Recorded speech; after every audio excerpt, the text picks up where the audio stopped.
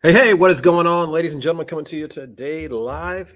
I am your faithful host, Kent Clothier here. I hate saying all that corny bullshit, but what's happening?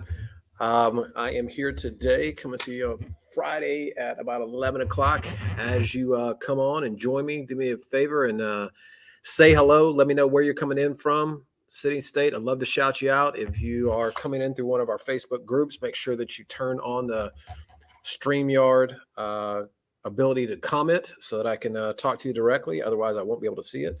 And with that, let's kind of talk about, I got a lot of questions after yesterday, and people were specifically asking me what, if I had to kind of put a box around it, what do you do when things are a little tough, and how do you kind of keep your head into the right headspace? And when you're in the trenches getting battled, I was just on a phone with a couple guys yesterday, a couple of my CEO coaching clients who are in a particular side of the business, the rehab side of the business, which is a little vulnerable right now because you start a rehab project, you take them down months and months ago, and then you anticipate that the market is going to be something or going to look like something 6 months from now. And when you do that, what's up, New Hampshire? What's going on, Stephen? Good to see you. When you do that, when you are taking properties down and fixing them up in anticipation of what the market will be 6, 9, 12 months down the road, you can see how in these times, something you believe the market was going to be doing back in January when you bought something versus what it's doing now in August, under these particular circumstances, that can be a little scary. And so they're in the process of cleaning some stuff up, et cetera. And in that, a very similar question was asked that a lot of you asked me yesterday. What's up, John? Good to see you, brother.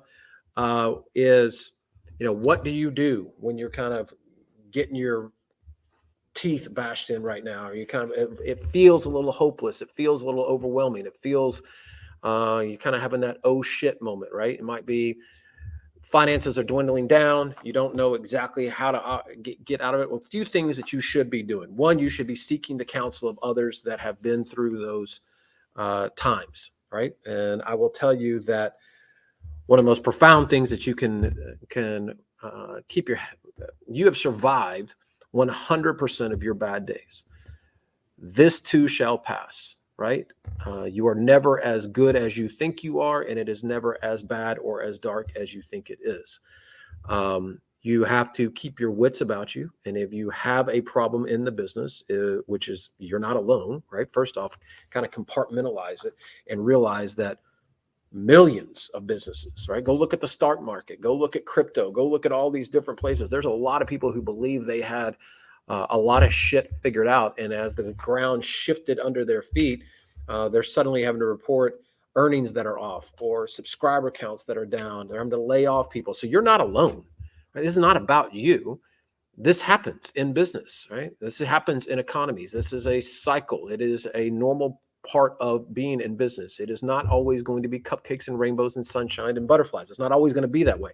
There are going to be times when you are going to get beat up and you're going to get kicked around and you're going to feel like quitting. And, calm heads prevail. A few things I can tell you, having been through stuff like this repeatedly, right? Having been faced with bankruptcy, more than a few times, having to lay off people, having gone through a recession, having gone through the whole pandemic thing, and then kind of dealing with some shit right now. What's up, Maine? Good to see you. I would tell you that these are the moments that really define you as a business person. It's how you deal with these situations, how you keep your wits about you, how you solve problems, put one foot in front of the other over and over and over. This is the good stuff. Quite frankly, you'll get to a place after you've been in business 10, 20, 30, 40 years where I've been in business now 34 years. I can tell you that you start to actually crave moments like this because this is when you become battle hardened. Hard times create hard people. They create people that understand they are fighters, they are warriors. You can't be that unless you kind of get tested. So this is your test. This is the opportunity that you have in front of you. Number one, again, sit down and map out and lay out exactly what the challenges are in the business. Literally, here's the real problem. Not at a high level. Here's the real problem. I have this property. This is what it's worth. This is what I owe on it. How do I solve this problem? If I can get out of this deal right now and break even, not lose money, take a quick offer on it and move on down the road, live to fight another day. Is that the best solution, right? So again, number one, seek counsel. Number two, map out the problems and what the viable solutions are. Number three, be decisive. Make decisions, right? Do not be wishy-washy. Do not sit around. Do not get caught up in the romanticized bullshit of what you believe this business would be, or, I can't believe I'm having to take a step back, or I can't believe that this project's not going to go the way I want it to go. You have to actually fight the battles that are in front of you every single day. And you cannot be so caught up in all the esoterical nonsense about, this is where I thought I would be, or, all the mental bullshit that we put ourselves through, where you can't actually fight, where you can't actually get in the weeds and do what needs to get done. And so you have to stay calm, cool, and collected. You have to map out, first off, the baseline. Where am I now? And what are the viable solutions, options that I can pick from? And then pick something, be decisive, go. The idea here is to survive another day.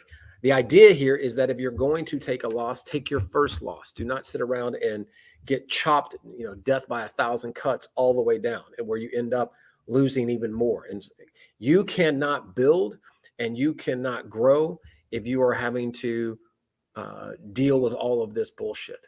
And so if you have bullshit on your plate, get it cleaned up so that you can put yourself in a position so that you can grow. It's that simple.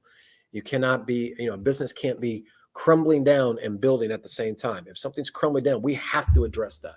We have to fix that right now and get it stabilized, get it into place, get the people, the resources, the counsel around you to where you feel like I've got my arms around this, and now I can start to build again. But you can't, be two places at one time. And it's really, really important. There's a lot of people that they get caught up in the strategy side of it. Well, I thought I would be here, or I thought I'd be there, and they're ignoring very, very real problems that are in their business under current circumstances. The market has shifted. It happens. What are you going to do about it? Now, when you're faced with all that, how do you mentally, one, that helps to calm the nerves when you kind of get a plan in place. But two, people ask me, how do you stay driven and keep pushing and do all that kind of, the reality of it is what are the options? What are the alternatives? What are you going to do? Crawl up in a hole and die? Are you going to let somebody else get to define what your future looks like? You're going to just take the hits and go and, lay down and just go back to work for somebody and give up on all your dreams and all your hopes? There's some of you that might be the right option for, but most of you that's not. The reality of it is this is the good stuff. This is how you're going to figure out that you actually have what it takes. Hopefully you never got into business and never expected to actually get hit. I talked to a lot of people. So a lot of people are, this is first time in a long time. This past month was a loss on their P&L. They're like, holy shit, I actually had to write a check to cover payroll. Yeah, welcome to the real fucking world. That's what it actually looks like. Sometimes you have to do that. And if you're passionate about your business and you believe in what you're doing, then that's okay. Those times come and they will pass. What you do to get yourself out of it as quickly as possible is what really matters. How you react to it, how you take care of it, how you as a leader clean up your balance sheet, right? As you go and clean up your personnel. If you've been carrying a bunch of, excess employees, effectively dead weight inside of your organization, this is the time to get rid of them.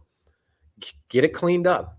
Operate a lean, mean machine. Create a lot of liquidity in your business right now. Be in a position to take advantage of the opportunities that are inevitably coming. Do not sit around and just bleed to death because you're not addressing the business.